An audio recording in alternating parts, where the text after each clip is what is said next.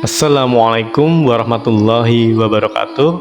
Sobat Rohid Muslim Story yang dimuliakan Allah, semoga kita selalu dalam keadaan sehat walafiat. Amin ya rabbal alamin. Ketika datang masa paceklik yang menimpa penduduk ini, masa paceklik ini maksudnya adalah musim kemarau yang tidak ada hujan. Maka mereka ini akan mengeluarkan jasad Nabi Daniel yang mereka simpan untuk kemudian dibawa ke tanah lapang, dan seketika itu pula langsung turun hujan. Sejak Nabi Adam diturunkan ke bumi dan mulai terbentuk peradaban manusia, Allah mengutus 124.000 nabi dan 315 rasul. Fungsi utamanya adalah untuk mentauhidkan Allah Subhanahu wa Ta'ala, dan dari jumlah nabi yang ada 124.000 itu tadi, paling banyak berasal dari kaum Bani Israel. Di momen kali ini, yang akan kita kisahkan adalah seorang nabi yang berasal dari kaum Bani Israel. Tapi poinnya adalah kita akan mengisahkan kisah ini bukan ketika nabi ini hidup, melainkan ketika sudah wafat selama 300 tahun dan jasadnya ini malahan dibuat hal-hal yang menjurus kepada kemusyrikan. Siapakah dia? Untuk itu di video kali ini kita akan mengisahkan tentang jasad Nabi Daniel. Nabi Daniel ini merupakan keturunan dari Nabi Daud alaihissalam, diutus oleh Allah Subhanahu wa Ta'ala sebelum Nabi Isa bin Maryam. Dan Nabi Daniel ini hidup sezaman dengan raja yang zolim, dan raja ini adalah Nebukadnezar. Jika di Islam ia disebut dengan Bukhtanasar. Dan Nabi Daniel ini sempat menjabat sebagai penasehat dari Bukhtanasar. Bukhtanasar ini merupakan seorang raja Babel atau Babilonia yang di masa sekarang berada di negara Irak. Maka ketika sang raja tahu bahwa Nabi Daniel ini beribadah dengan cara yang berbeda dari sang raja, maka ia dihukum dan dimasukkan ke dalam lubang yang berisi singa-singa yang lapar. Ada pendapat yang mengatakan akhirnya Nabi Daniel diselamatkan oleh Nabi Arnia. Yang begitulah sedikit kisah tentang masa hidup Nabi Daniel, hingga akhirnya Allah takdirkan beliau wafat. 300 tahun kemudian, di masa kekhalifahan Umar bin Khattab radhiyallahu anhu, ketika itu terjadi perang untuk menaklukkan wilayah Tustar yang sekarang berada di bagian dari negara Iran. Ketika itu Abu Musa al-Asy'ari yang memimpin jihad di wilayah ini, ia menemukan jasad manusia yang disimpan oleh penduduk Tustar. Jasad ini sudah meninggal 300 tahun yang lalu. Namun jasadnya tetap utuh, tidak termakan oleh tanah. Belakangan jasad ini ternyata adalah jasad dari Nabi Daniel yang sudah meninggal sejak 300 tahun yang lalu. Di sini perlu kita ketahui bahwasanya jasad Nabi dan Rasul memang demikian keadaannya.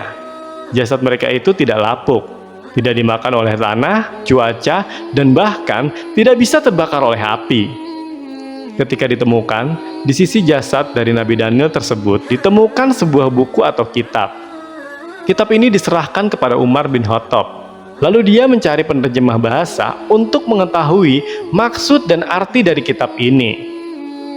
Dan ternyata kitab ini menceritakan tentang Nabi Shallallahu Alaihi Wasallam yang akan datang di akhir zaman. Lalu ada kisah juga dari para sahabat-sahabat Nabi. Dan bahkan kitab ini juga ada kisah tentang surga dan neraka. Sobat Rohid Muslim Story yang dimuliakan Allah, kenapa jasad dari Nabi Daniel ini disimpan oleh penduduk Tustar? Ternyata ketika datang masa paceklik yang menimpa penduduk ini, paceklik di sini maksudnya adalah musim kemarau yang tak ada hujan. Maka mereka ini akan mengeluarkan jasad Nabi Daniel tadi yang mereka simpan untuk kemudian dibawa ke tanah lapang, dan seketika itu pula langsung turunlah hujan.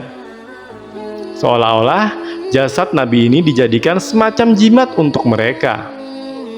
Maka penduduk ini sangat bergantung pada jasad Nabi ini. Setiap ada kemarau panjang, mereka akan mengeluarkan jasad Nabi untuk memanggil hujan, supaya sawah-sawah dan kebun mereka bisa menghasilkan makanan. Ini merupakan sebuah fitnah yang besar. Mereka lupa kepada Allah, padahal Allah sebaik-baiknya zat yang maha pengasih, termasuk dalam menurunkan hujan.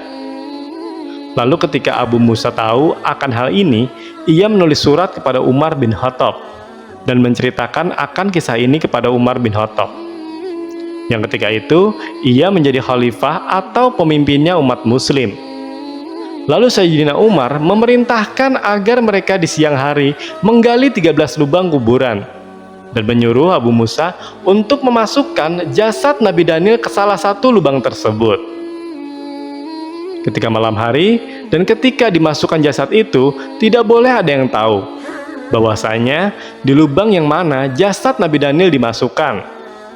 Maka setelah itu, Umar menyuruh untuk meratakan ke-13 lubang kuburan itu dan bertujuan agar tak ada seorang pun yang tahu lokasi jenazah Nabi Daniel.